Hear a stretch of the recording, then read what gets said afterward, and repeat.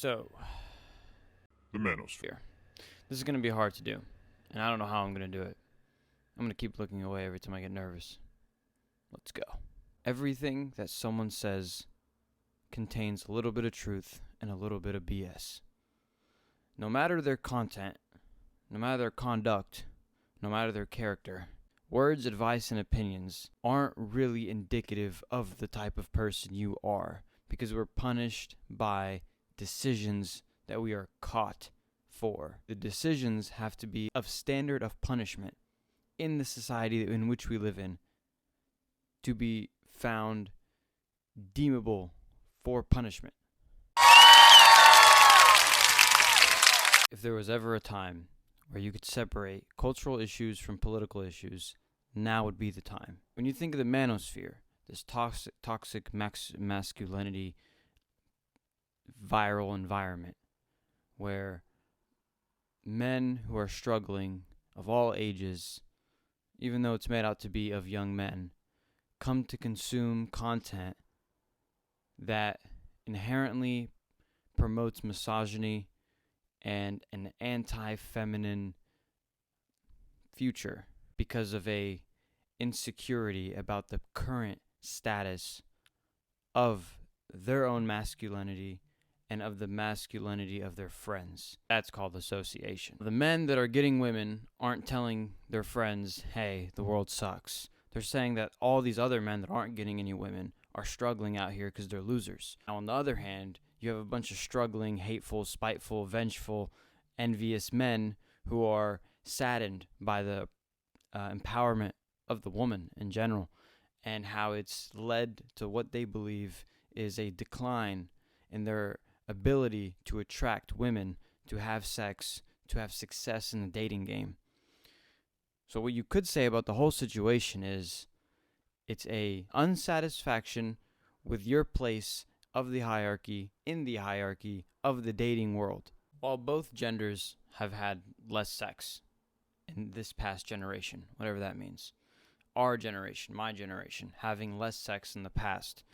As much as 1 in 3 men have have had no sex in the past year.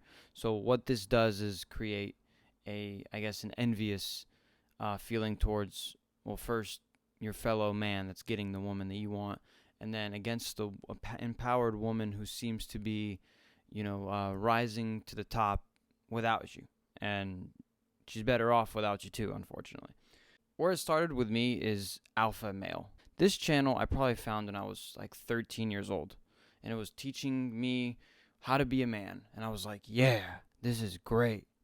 And I'm not gonna lie, from there, I don't remember watching any of this crap. I was too busy doing homework, running track, kind of occupying myself with school activity. I found those to be the best times of my life as far as being engaged in my community and not being on the internet. I didn't know what a manosphere was. I didn't know you could have like echo chambers. I didn't know any of this stuff was possible. So here came Gary V. Now, let's point out here that money is important. I don't know how important. I haven't made that much in my life. I've been able to survive. I get help where I can. I work. Dude, how many jobs have I had? Too many. Like at least 25 jobs. Gary V inspired the need for young men, and I guess young women too, to go out there and make some money. How much are these stuffed animals? What if I took them all? Looking back, there were times where I loved the content. I was really into it. I wanted to consume more, and I felt like if I watched more, I would figure it out. I would really figure it out. I could garage sale and sell baseball cards and do things that no one else was thinking about, because I imagined, and I guess implicitly, that I was the only one consuming this content. I didn't know how much the idea of I need to make more money to do X, Y, and Z. I didn't know how many men that infiltrated, how many mentals that was affecting. What I'm seeing is that there's a manosphere, and there's a conservative party, and there's an overlap. Almost a hatred of the modern day woman. I do get a sense, like I began this video, that there's a truth within everything. There are women who hate men, and there are women who unfortunately make men seem out to be like a useless commodity on earth. Like, we don't need them. Masculinity is very attainable, whether you're female or male, and that men just commit crime, assault women, and spread toxic verbal hatred on the internet, in person, mansplaining, etc. It's hard to refute that sometimes, because most of the sexual assaults are by men, and men are creeps. I've witnessed it firsthand. Men do some weird things. I'm What? you know, I don't particularly know where you get the let's say the balls to do that, and I don't know how you can muster up the courage to catcall, or to say something inappropriate, to mansplain, to overstep your boundaries, to repeatedly ask a question you've already been given a no to. On the other hand, there are a lot of men who are struggling, not knowing what masculinity is, not knowing what their place in society is.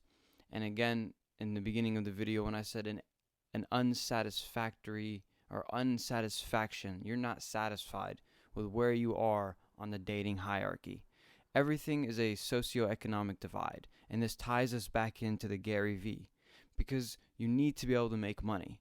And now if we could fast forward to today, now we have someone like Andrew Tate. 16-year-old son, he's like, I got a vape.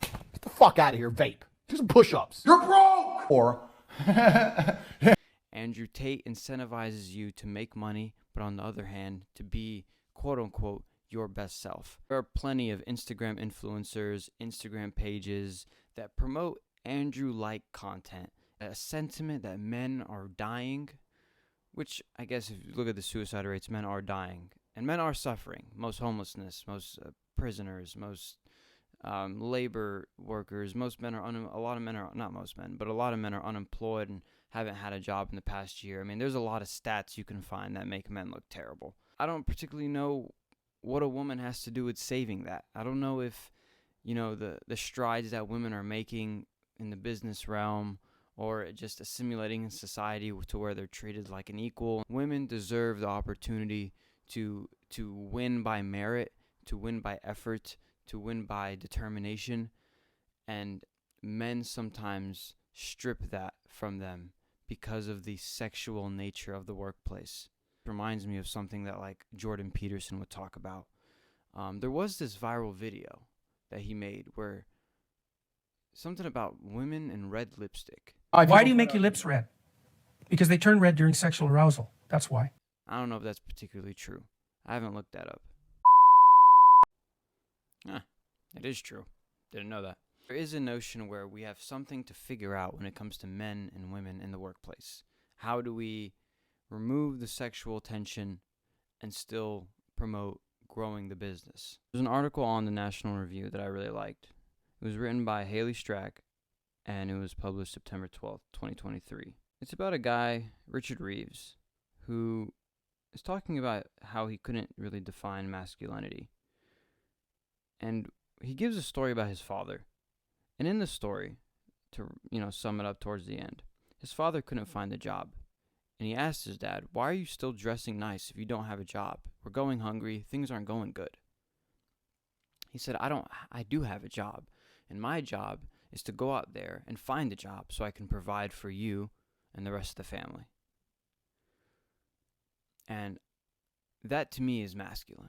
That's basically it. I'm not going to claim that I just made all this up, but the article gives the sentiment of labor, service, and also implies that the feminine is like an internal presence in the family to nurture the internal structure of who you're providing for.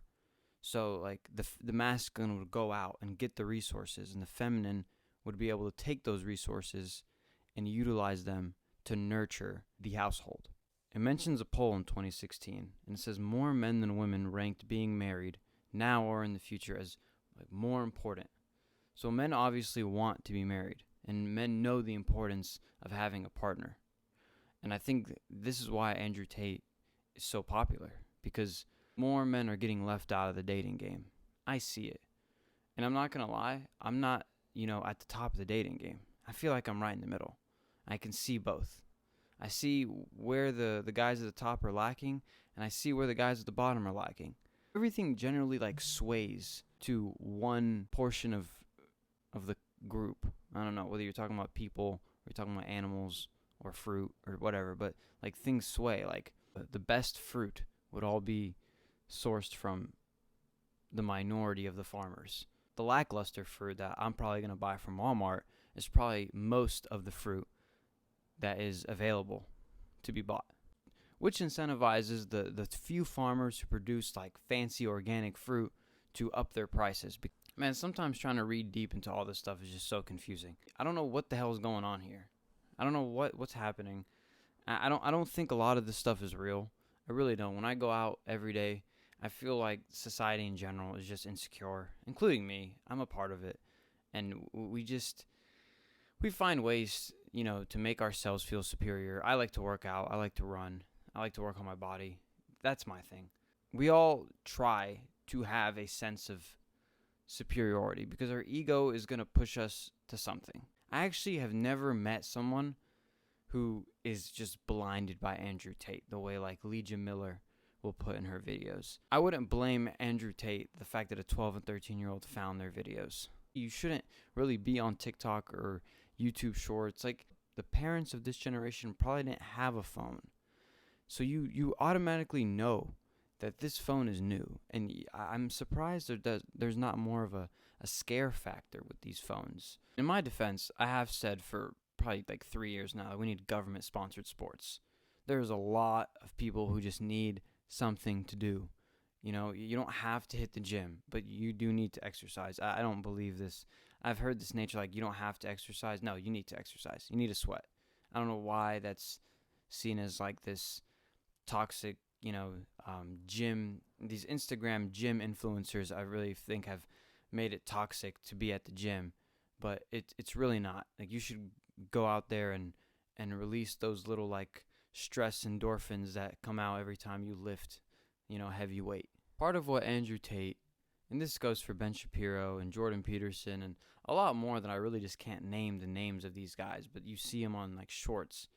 What they're telling you is don't watch porn, go exercise, treat yourself well, dress like a man, I guess dress professionally, like a professional man. They're trying to give you nuggets of good information, but it is sprinkled in with like this fresh and fit whatever podcast, like demonizing of women because of the status of men in the dating game. Like with anything, the crop rises, like the people of quality will be seen. If you genuinely are a person of a clean conscience and you have a pure intention and you don't have any hate and you've worked on yourself and are to some point educated and at some level understanding of the fact of how much you don't know, you automatically are meeting criteria that a lot of people aren't meeting. And this kind of gets lost when you're putting together a 60-second Andrew Tate clip of him saying some redonkulous shit that probably he doesn't even apply to his life. If he is guilty with all this stuff, again, that's why I began the video with your conduct doesn't really have anything to do with your advice. I'm sure the Night Stalker held open a door for somebody. I'm sure Ted Bundy picked up someone's book when they dropped it on the way to class. What we're judged on are big decisions.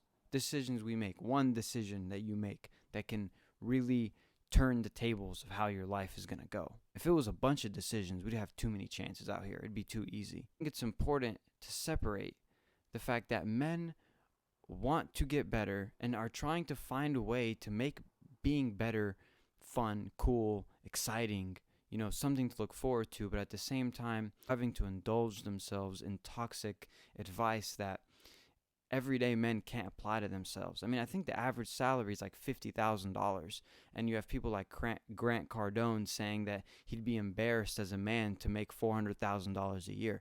If I made $400,000 a year, I would be embarrassed with myself as a husband, a father, basically as a human being. Like, that type of advice is part of the reason why we're here today. All these guys are the same. If you want to do the Shark Tank guy, what's it like? Kevin O'Leary, and then there's the Graham Stephan, the credit card guy off YouTube, and then like Grant Cardone, Andy Elliott, the sales guy. I mean, you have a lot of different people who are basically preaching the same thing: to not listen to your emotions, to get up off your ass, to work really hard, to have a goal, have a vision, chase it unapologetically. The message I wanted to provide in this video is summing up of a group of men, the incels, using toxic influencers or influencers who actually benefit from the growth of their content, using them as the label to label the watchers of it who enjoy 15 seconds of this guy. I think most people haven't even watched a lot of the Andrew Tate content. I know myself, I don't know where to find it. I didn't know he had channels back in the day.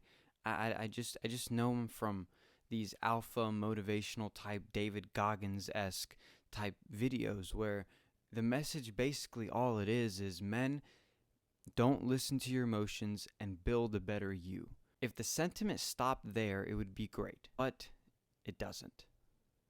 And I don't know what to do about it. It took me probably a little bit to think about what I wanted to say, because I'm not going to sit here and defend the toxic things that I've heard on some of these videos. And the human beings that these personalities are not my cup of tea. But it is important to look at why people are consuming the content. And I hope I conveyed that to you in a digestible, entertaining way. So thank you for watching. My name is Muhammad Tantawi. I will see you on the next one.